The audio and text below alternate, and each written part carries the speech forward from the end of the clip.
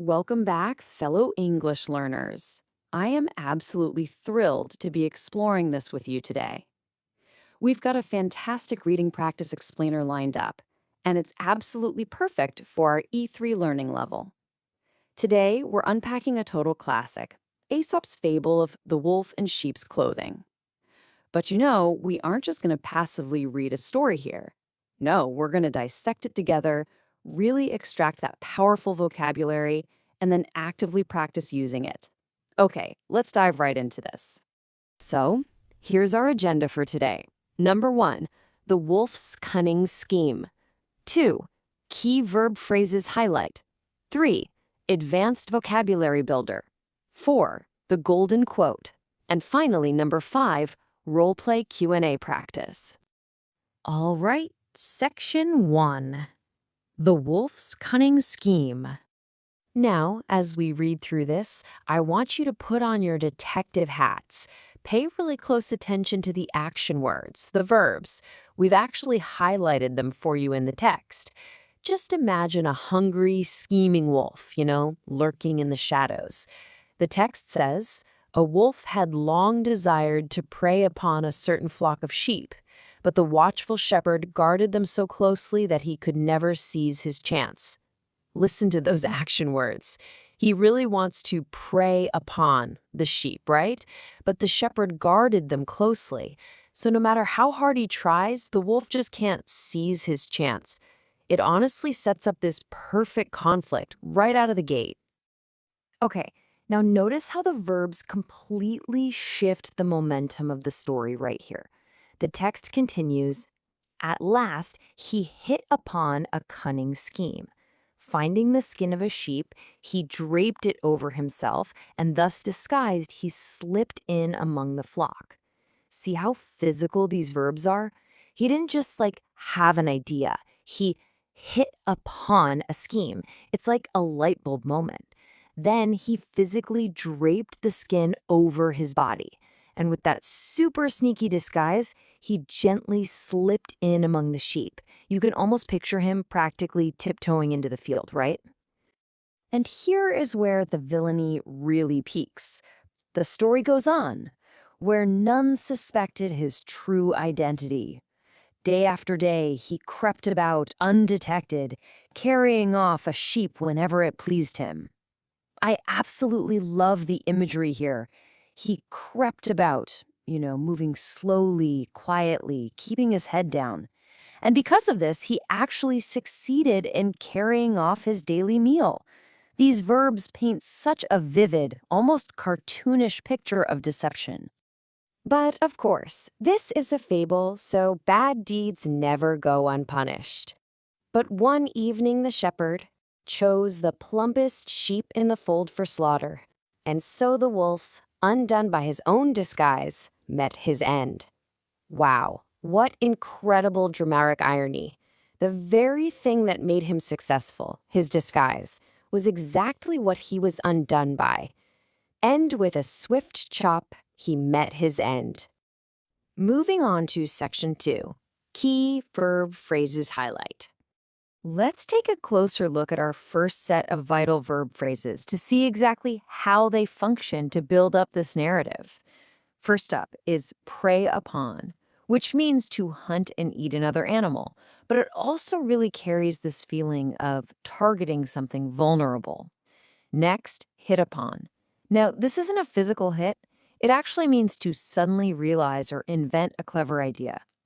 Then we've got drape over, which is to casually but completely cover something with cloth, or, well, in this case, a sheepskin.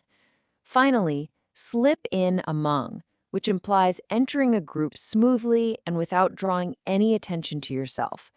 This brilliantly illustrates the escalation of the wolf's deception, moving from just his desire all the way to his sneaky execution.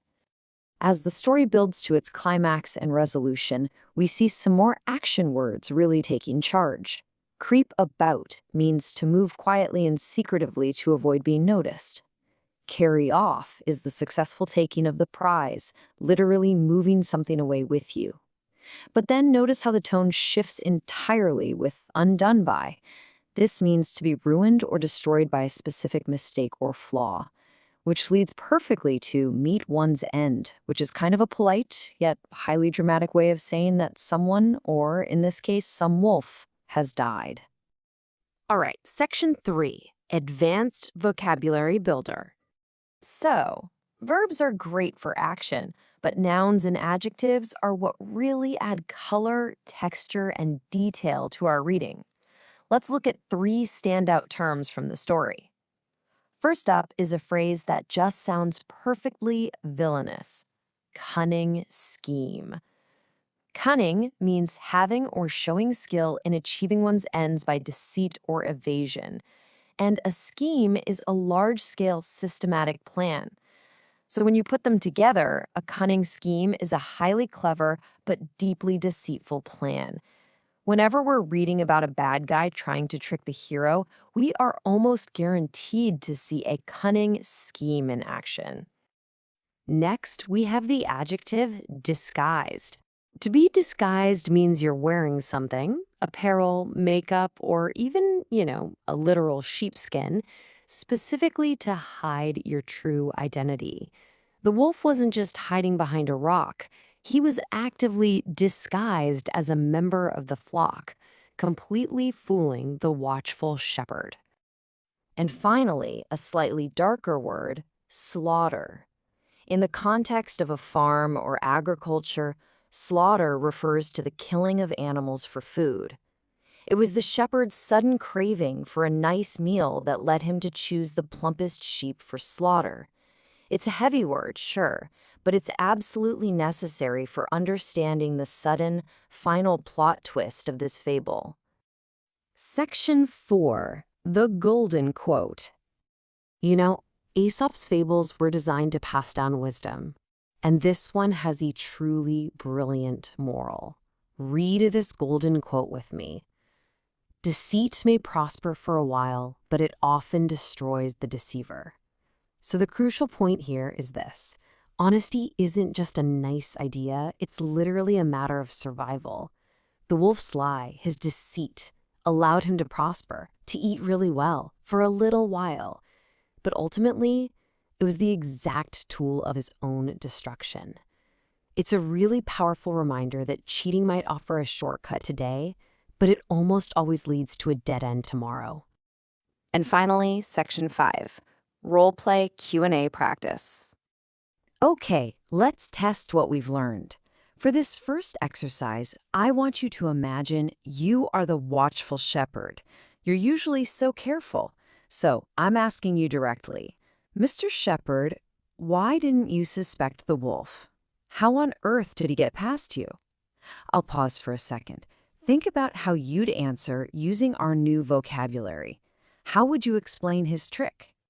Let's see how you did. A really great model answer would be, because he was cleverly disguised. He draped a sheepskin over himself and slipped in among my flock. Look at that fantastic use of our target words. If you remembered to use disguised, draped over, or slipped in among, you are thinking exactly like the shepherd. Okay, let's switch perspectives. Now, I want you to get right into the mind of this sneaky cartoon villain. You are the wolf. Tell me, how did you manage to eat the sheep every single day without getting caught? What was your daily routine out there in that field? Here is the perfect villainous response.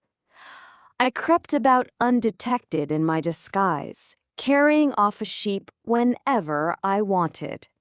Using crept about and undetected perfectly captures that secretive, sneaky energy, and carrying off shows just how easy it was for him. If you incorporated those action verbs, you completely nailed the character. For our final challenge, we're stepping back from the characters entirely. You are the all-knowing narrator of the story. Let's summarize the climax. Narrator, what was the wolf's ultimate mistake? How did it all go so wrong for him in the end? And the grand finale model answer is, his cunning scheme backfired. He was undone by his own disguise when the shepherd chose the plumpest sheep for slaughter. That answer perfectly utilizes our advanced nouns and verbs to summarize both the moral and the plot. Wow, we have done some incredible work today. We analyzed the text, we built up our vocabulary, and we even practiced speaking in character. I'm going to leave you with this final thought to ponder.